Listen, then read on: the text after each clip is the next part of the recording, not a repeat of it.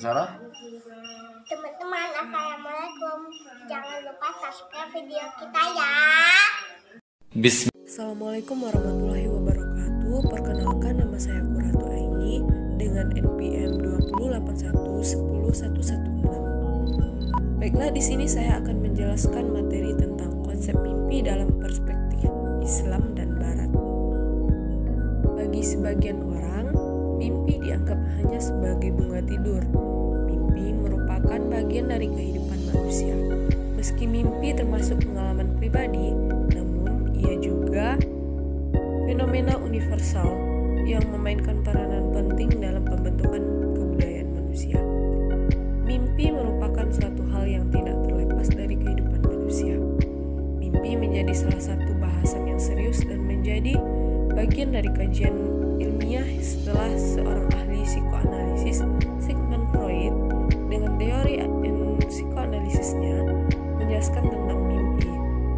Yang pertama, pengertian mimpi. Menurut Kamus Bahasa Indonesia, mimpi merupakan sesuatu yang dialami seseorang pada waktu atau saat tidur. Sementara itu, menurut Nir dan Tononi 2009, mimpi merupakan pengalaman psikologis yang terjadi dalam tidur seseorang. Mimpi menunjukkan bagaimana otak manusia yang tidak terhubung dengan lingkungan sekitarnya tersebut dapat mengalami kondisi dunia sadar dengan sendirinya. Mimpi dikemukakan oleh pakar ilmu agama Al-Utsaimin 2004 mengartikan mimpi merupakan serangkaian keyakinan dan pemandangan yang dikirim Allah ke dalam hati hambanya lewat malaikat atau syaitan. Persis sama dengan kata hati yang melintas di dalam pikiran hati seseorang ketika tidak tidur. Kadang datang dalam bentuk rangkaian yang utuh dan terkadang datang dengan cerita terpisah-pisah. Menurut Khaldun 2000, mimpi ialah sebuah kesadaran yang timbul dalam jiwa rasional yang berada dalam spiritualnya sebagai percikan dari bentuk-bentuk peristiwa. Begitu jiwa itu menjadi jiwa spiritual, maka bentuk-bentuk peristiwa itu memiliki eksistensi yang aktual di dalamnya, sebagaimana yang terjadi dengan semua esensi spiritual lainnya. Mimpi merupakan pengalaman psikologis yang terjadi di dalam tidur seseorang. Mimpi menunjukkan bagaimana otak manusia yang tidak terhubung dengan lingkungan sekitarnya tersebut dapat mengalami kondisi dunia sadar dengan sendirinya. Mimpi terjadi dengan hadirnya gambaran, ide, emosi, sensasi yang terjadi di luar kendali dalam kondisi tidurnya. Dari segi fenomenologis, hal yang paling mencolok dari pengalaman kesadaran dalam kondisi tidur adalah sedemikian miripnya dunia yang hadir dalam mimpi dengan kondisi nyata saat tidak tidur. Penelitian psikolog modern tentang mimpi terbatas pada jenis-jenis mimpi yang telah ditunjukkan. Khususnya mimpi yang dipandang berasal dari dorongan-dorongan alam bawah sadar, sejalan dengan teori Freud. Mimpi merupakan pengalaman psikologis yang terjadi dalam tidur seseorang. Mimpi menunjukkan bagaimana otak manusia yang tidak terhubung dengan lingkungan sekitarnya dapat mengalami kondisi sadar dengan sendirinya. Dalam psikologis modern, ada beberapa psikolog yang cukup fokus dalam mengkaji mimpi, salah satunya Sigmund Freud dari mazhab psikodinamika. Menurut Sigmund Freud, stimulus dan sumber dari kemunculan sebuah mimpi ada 4. Yang pertama, external sensory stimuli. Yang kedua, internal sensory excitation. 3. Internal organic somatic stimuli. Dan keempat, psychical source of stimulation. Islam menjadikan mimpi sebagai salah satu standar mulainya taklif hukum yang diistilahkan dengan awal balik.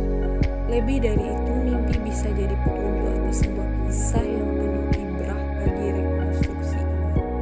Karena itu, Nabi menggambarkan dalam hadisnya, ketika kiamat telah mendekat, mimpi seorang muslim hampir tidak ada dustanya.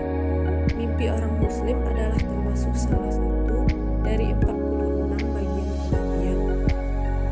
Dalam sejarah filsafat barat selama abad 19 sampai pertengahan abad 20, mimpi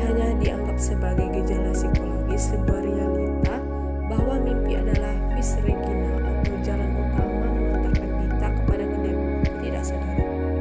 Menurut Freud, dalam Interpretation of Dream yang dikutip Rita Atkinson dan kawan-kawan, mimpi merupakan produk mental yang dapat dipahami dan diinterpretasikan.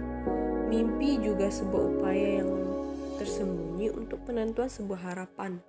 Mimpi merupakan jalan kerajaan menuju alam bawah sadar dan keinginan atau ketakutan bawah sadar dalam bentuk yang disangkal.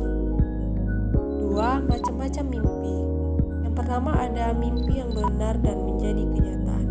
Mimpi ini menginformasikan kebenaran mimpi. Mimpi demikian merupakan bagian dari kenabian. Mimpi yang benar ini terbagi menjadi 3, yaitu mimpi yang transparan, jelas, nyata, dan kata-katanya menerangkan kenyataan. Karenanya, isi mimpi tidak memerlukan penjelasan dan pentakdiran. 2. Ada mimpi yang tersembunyi, tersamar, dan mengandung hikmah, serta pemberitahuan. Jenis mimpi ini memerlukan penafsiran. Yang ketiga, ada mimpi yang baik. Mimpi ini menginformasikan kabar gembira dari Allah, misalnya memimpikan kebaikan seperti memimpikan Nabi Muhammad SAW dan sahabat Nabi dan juga orang-orang saleh. Yang kedua ada mimpi simbolis atau bisikan, adalah mimpi yang terjadi dan dapat menjelaskan masalah yang rumit yang sedang dihadapi dalam kehidupan dan tidak mampu memberikan pemecahan yang sesuai. Pemecahan yang tampak dalam bentuk gambaran atau simbolis yang logis. Ketiga ada mimpi yang menakutkan. Mimpi yang menakutkan adalah mimpi mengingatkan akan bahaya yang mengancam atau suatu pengaruh yang mengganggu. Mimpi yang mungkin benar adalah gambaran yang merefleksikan berbagai pikiran atau perbuatan manusia. 3. Hubungan mimpi dengan gangguan mental. Hubungan mimpi dengan gangguan mental menurut Sigmund Freud terbagi menjadi 3 macam. Yang pertama, penyebab abnormalitas dan hubungan klinis dari mimpi sebagai gambaran, petunjuk atau sisa kondisi kegilaan. Yang kedua, modifikasi kondisi mimpi menjadi bahasa utama dalam penyakit mental. Ketiga, hubungan intrinsik antara mimpi dan kegilaan dalam bentuk analogi menunjukkan hubungan yang dekat secara esensial.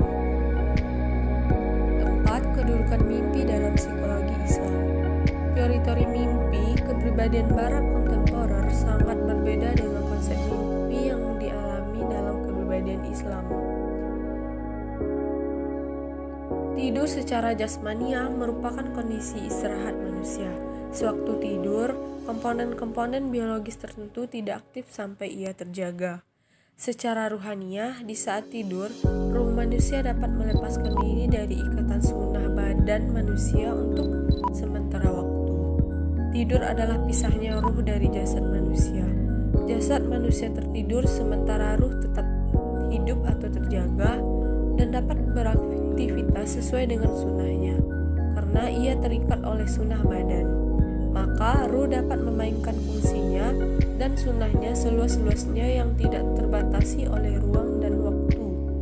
Di dalam tidur, ruh mampu menembus segala alam tanpa ada halangan yang berarti, baik alam empiris biologis maupun alam arwah. Islam menjadikan mimpi sebagai salah satu start mulainya takdir hukum yang diistilahkan dengan awal balik. Lebih dari itu, mimpi bisa menjadi petunjuk atas sebuah kisah yang penuh ibrah bagi rekonstruksi iman. Karena itu, Nabi gambarkan dalam hadisnya, berbeda dengan psikologi barat, analisis Freud, dan yang semazhab dengannya hanya berkutat pada area sensoris saja. Islam menjadikan mimpi sebagai hal yang bermakna dan menarik seseorang pada nilai keimanan dan memiliki implikasi nyata dalam kehidupan, karena mimpi tidak menjadi dengan sendirinya. Mimpi juga bukanlah semata-mata aktivitas indrawi, pengendapan, cita-cita, kelanjutan berpikir, apalagi problem seksual dan nafsu seperti pada tafsir mimpinya Freud.